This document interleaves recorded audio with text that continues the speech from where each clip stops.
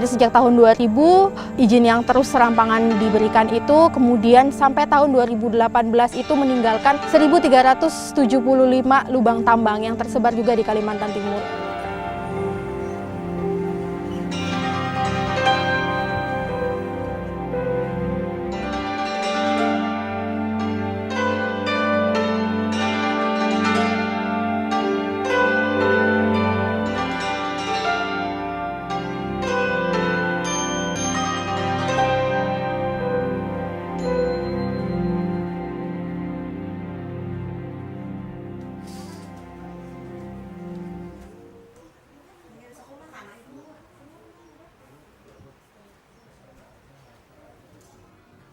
Sosoknya almarhum itu bisa memahami gitu. Nah, selalu dia kalau saya ada memikirkan sesuatu, dia itu kayaknya merasa, lalu saya tuh dirangkulnya di sini, langsung dia begini di pundak saya.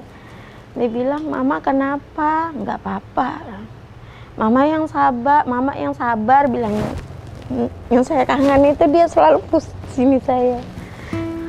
Rehan tuh bilangnya kalau besar main nggak mau kepingin jadi apa-apa. Rehan besar pengen cari uang aja yang banyak biar bisa bikinkan rumah, bikinkan supaya mama bisa naik haji, dia bilang gitu.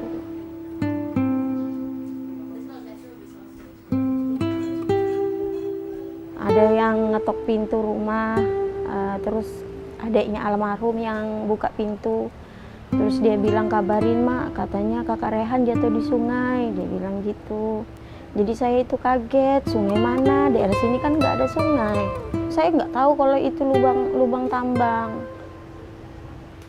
Dari pihak perusahaan datang dengan ngasih uang 15 juta rupiah.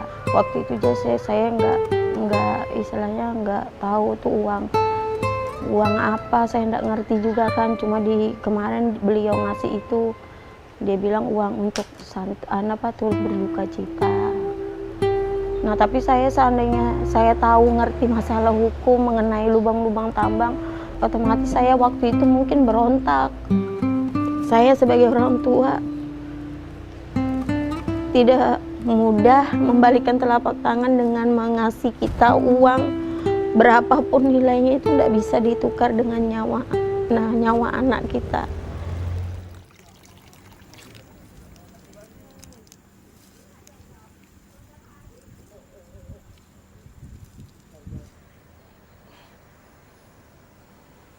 Ya, saya tinggal di sini udah 3 tahun.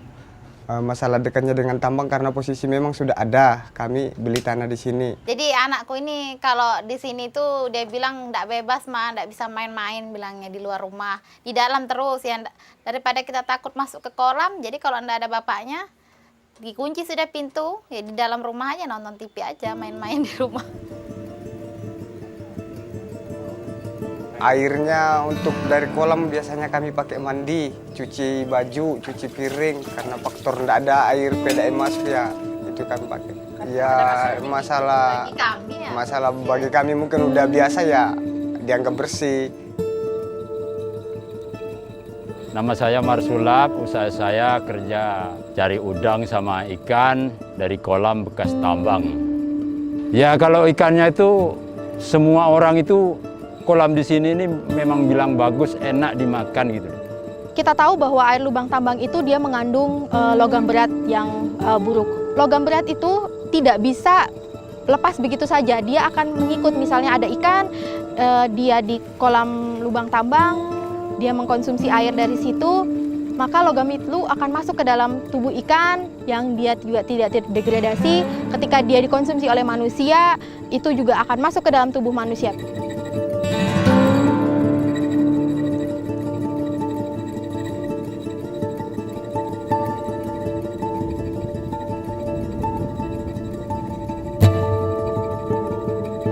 Ya bisa ditutup, ya bisa kita replanting di sana, dihijaukan kembali di sana pohon-pohon. Bisa juga dibiarkan jadi sumber-sumber air. Seperti di Canberra kan itu eks tambang batu bara juga itu.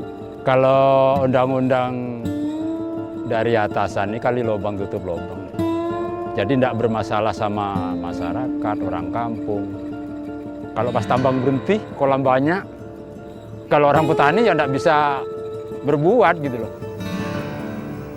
Setelah kejadian anak saya, di daerah lingkungan saya ini kan banyak lubang tambang.